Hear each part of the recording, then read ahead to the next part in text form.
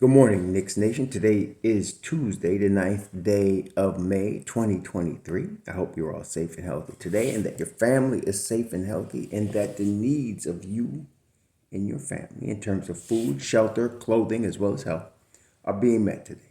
Blessings upon those that work in the healthcare field who, along with the first responders, are out here every day trying to save lives and preserve lives.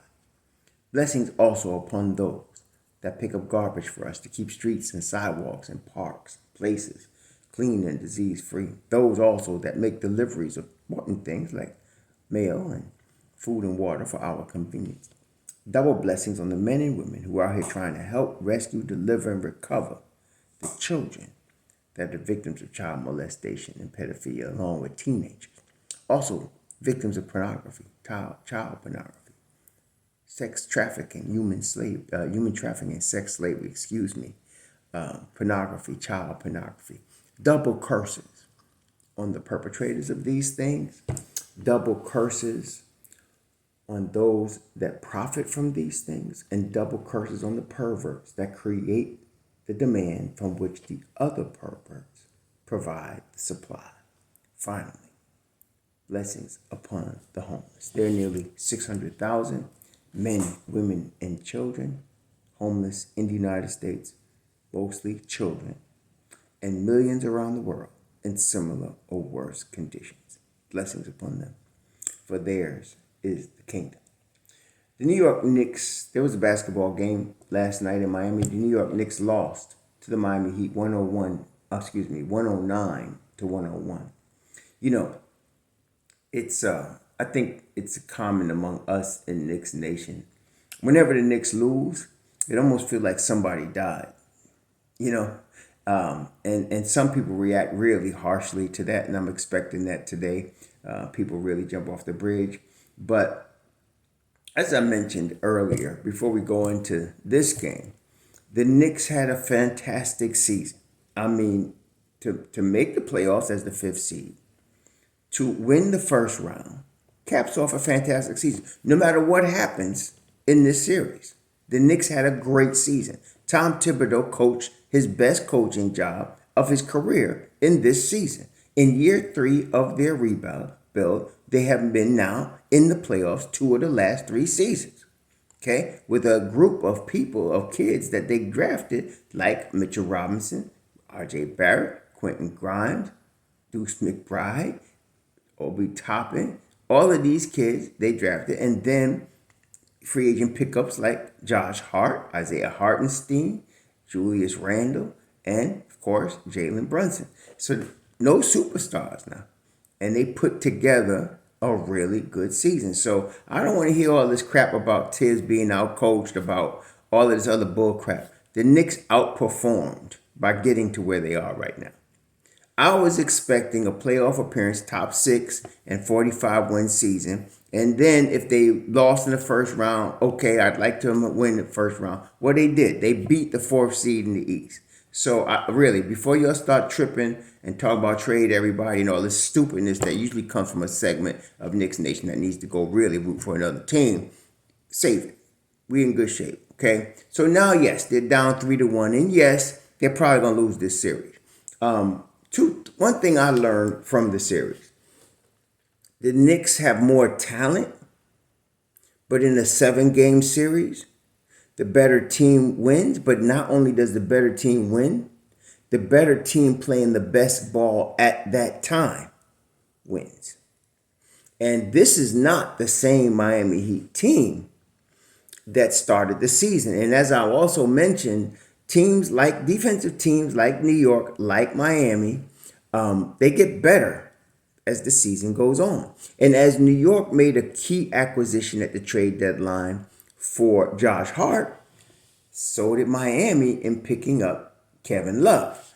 And the difference, of course, Kevin Love is a champion, former champion, all-star level player, but now past his prime, along with Kyle Lowry, former champion, all-star level player, past his prime. And then you add guys like Adebayo, who has been to the conference finals before, been to the finals before. And then, of course, Jimmy Butler, who has been in many playoff battles, been in the league more than 12 years. And yeah, you get where I'm coming from. These are tough, hard-nosed guys that have been around, that know what it takes to win. The Knicks have guys like R.J. Barrett, who showed up this series, but he's young. He's 22.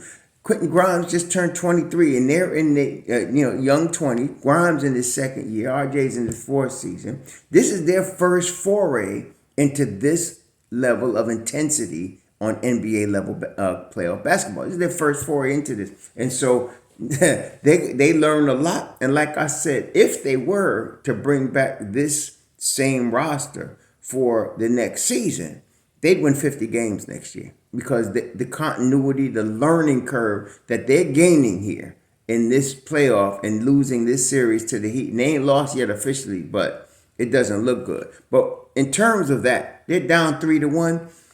Really what I would like right now, let them win this next game in New York. Just win this game. Even if they lose in 6, I'm fine with that. Just win this game. I don't want them to be stuck with one win in the second round. Let's get a second win and lose 4 games to 2. At least they're going down swinging. I'd like to see that, and I believe they're going to come out swinging in Madison Square Garden. But what I saw last night that really, I've been seeing it a minute, but I was hoping it would shift, is the effort at the end of the game, especially on the boards. The Knicks, one of their hallmarks this year is rebounding. They've been out-rebounding most of the teams that they play. I think they were third in the league in rebounding and offensive rebounding. Mitch Robinson, top offensive rebounder in the NBA. I mean, not statistically, but he's been showing that in the Cleveland series. They pounded Cleveland on the board.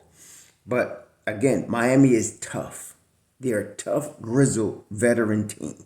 Okay, if you look at their roster, if you look at Miami's roster, they don't really have any kids playing. They're all tough, grizzled, tough dudes, man. And you get a Tyler Hero or a Duncan Robinson, and they're not kids either. I think Hero might be the youngest guy in the rotation, but everybody's tough, grizzled. And a lot of undrafted dudes like a Gabe Vincent or Max Strus or Heisman that weren't drafted but had to grind to get where they are. That makes for a very, formidable opponent in the playoffs. So like I said, while I believed and still do that the Knicks are more talented, they're not the best team right now, obviously, because I was wrong about that, because Miami's obviously beating them and playing better basketball, playing their best basketball right now, which is where you want to be playing your best basketball. So, I'm not ashamed of the Knicks. I guess is what I'm saying, because a lot of people will come out on my channel with that attitude, like they're ashamed of the Knicks and Tom Thibodeau sucks and all of this. Some of you are just totally immature teenagers. You'll grow up eventually, hopefully. But the Knicks trying their best here. So let's talk about things that happen. Well, the first thing that comes out to me is the rebounding. So 35 rebounds for the Knicks, which is totally not them, and 44 rebounds for the Heat. 13 offensive rebounds for the Heat, 8 for the Knicks. Okay. Brunson was hurt.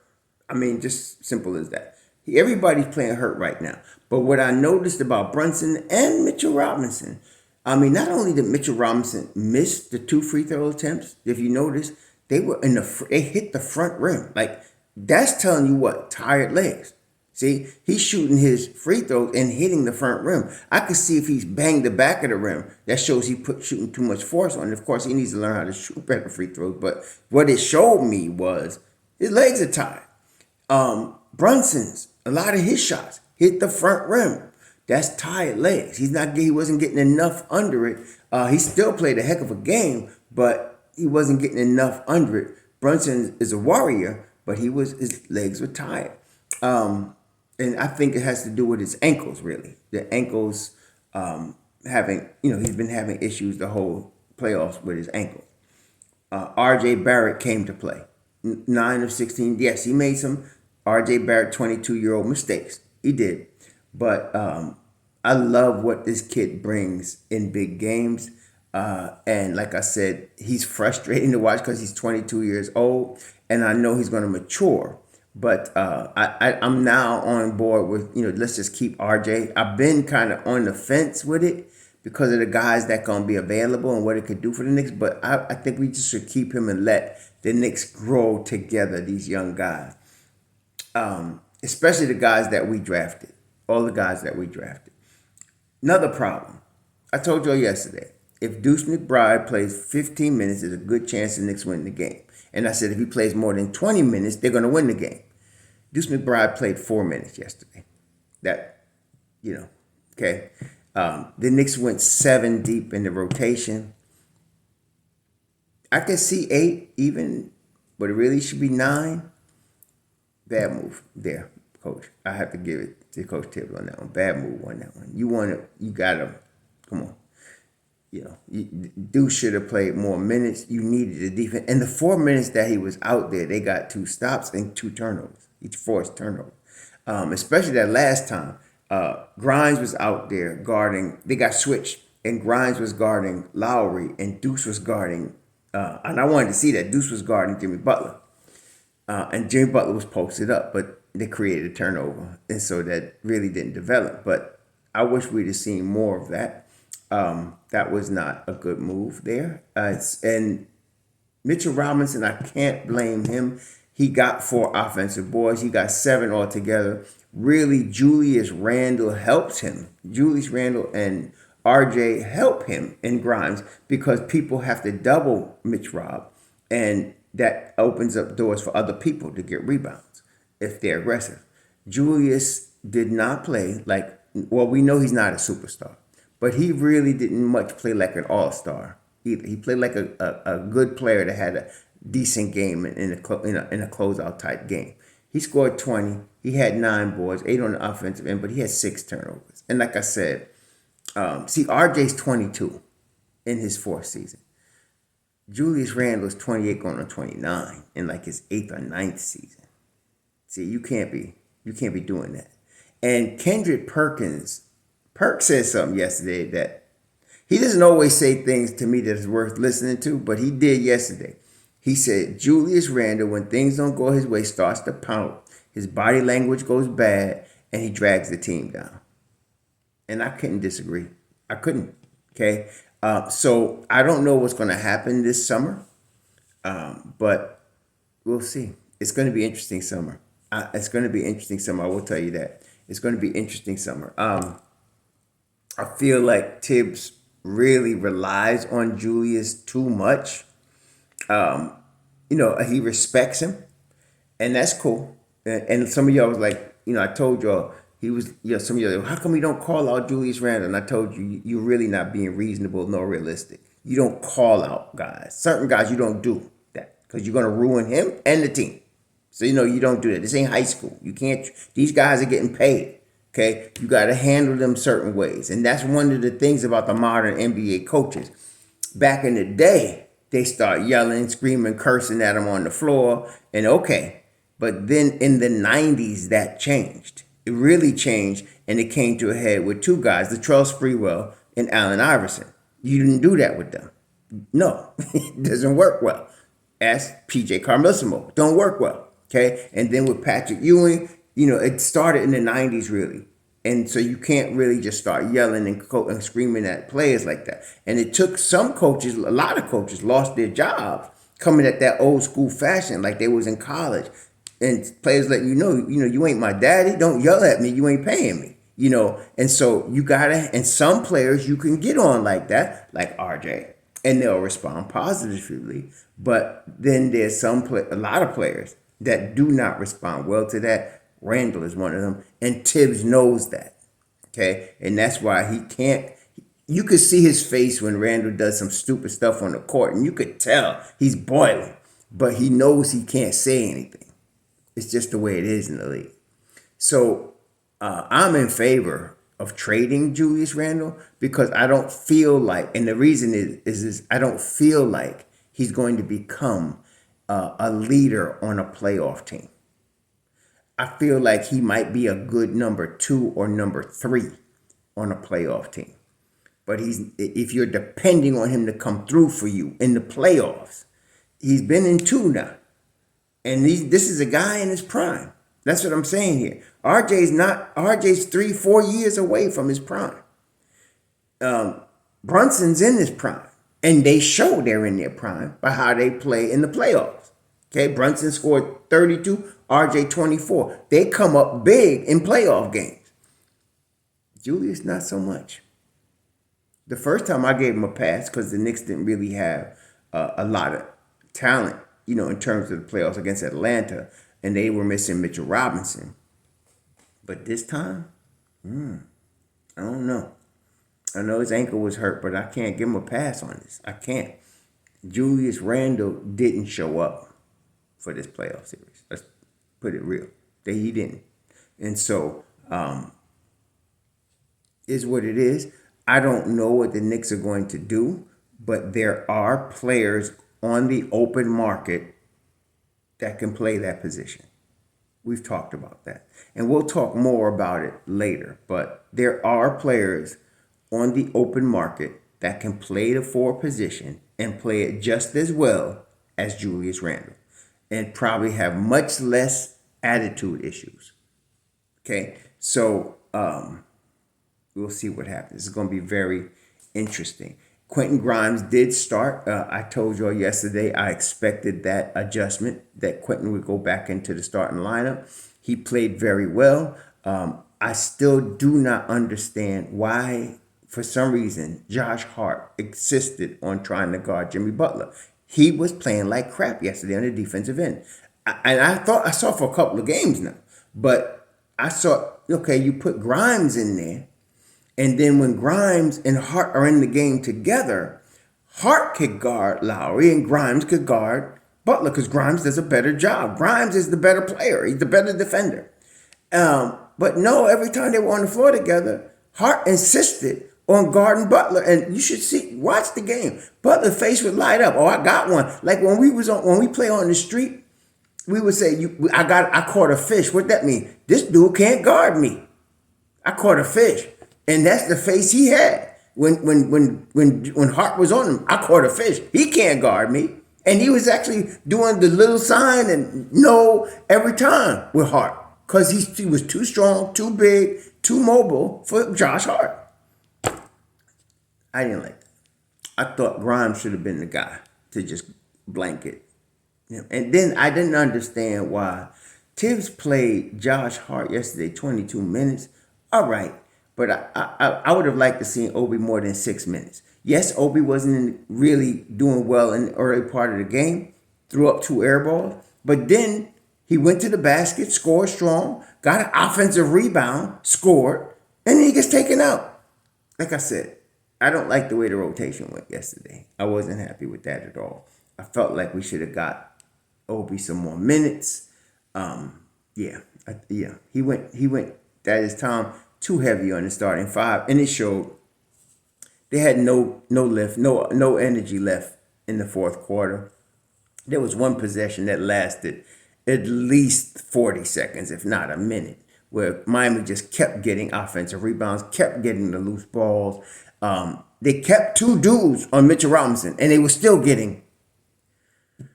Anyway, that was frustrating. But then at that moment, I'm looking at this and I'm saying, okay, Tom got the most he can out of this team. Tibbs got to go back over the summer. Let's see if we can get the win in Madison Square Garden. Okay? Because right now, you're giving the Heat 3 chances to beat you when they only need to beat you 1 out of 3. Okay? So what's the chances of the Knicks winning this series? They got 2 chances, slim and none. Okay? I'm being realistic. But let's see if we can win this game at Madison Square Garden and put something on, at least 2 wins up on the board. And then this summer, reevaluate this mess. Tibbs needs to look at this and understand what happened here. How can you play Deuce McBride 4 minutes? We're quickly out. And then only 6 minutes for Toppin? Yeah, that's a problem. So we'll see what happens. But again, I don't want y'all to get it twisted. I'm not advocating fire Tibbs like some of y'all. I'm just a little ticked off about how that went down last night. And I'm hoping he goes over the summer and reviews this crap and comes back next year with a better game plan. Josh Hart should be on Mobb Deep. But he played like crap last night. He really did. I was disappointed in him. And I'm sure he's disappointed in himself. So these guys are trying to win. That's one thing I keep in my mind. They're all trying to win. They want to win the basketball game. This just sometimes they just got the wrong mindset. Sometimes they make the wrong decisions. Sometimes they just wore down. I don't know. But Miami wanted it more. Julius Randle said it. Miami wanted this game more than the Knicks did. That's really what it comes down to. Miami wanted this more than the Knicks. So, like I said, for the young guys, your Richard Robinsons, your Brunson too, your RJ, your Grimeses, your Harts, this is the first time Hart was in the playoffs in his whole career. This is the first time he's in the playoffs. And then, all of these guys are going to go over this summer and they're going to realize, they're going to review everything and they're going to come back better next year. I don't want the Knicks to make too many drastic changes, like trading 2 or 3 guys. I don't want that to happen. I'd like to just trade one. Really just Randall. If I can trade Randall and get some assets for him, I'll do that. But other than that, I'd like them to really keep this same team and come back next year with the same squad. I'd like Deuce McBride to be in the rotation next year and get minutes, meaningful minutes. This would be his 3rd season. So to me, we could have had a better shot if you gave this kid more minutes because he obviously had no energy down the stretch. So anyway, on to the next game. The next game for the Knicks is going to be, I think it's Wednesday. Let me double check here. I think it's Wednesday. It is Wednesday. Yeah, it's Wednesday at 7:30. And if they were to win that game, they would be playing at Miami on Friday. Yeah, if they were to win that game on Wednesday. Wednesday, it's going to be at Madison Square Garden, 7:30 on TNT.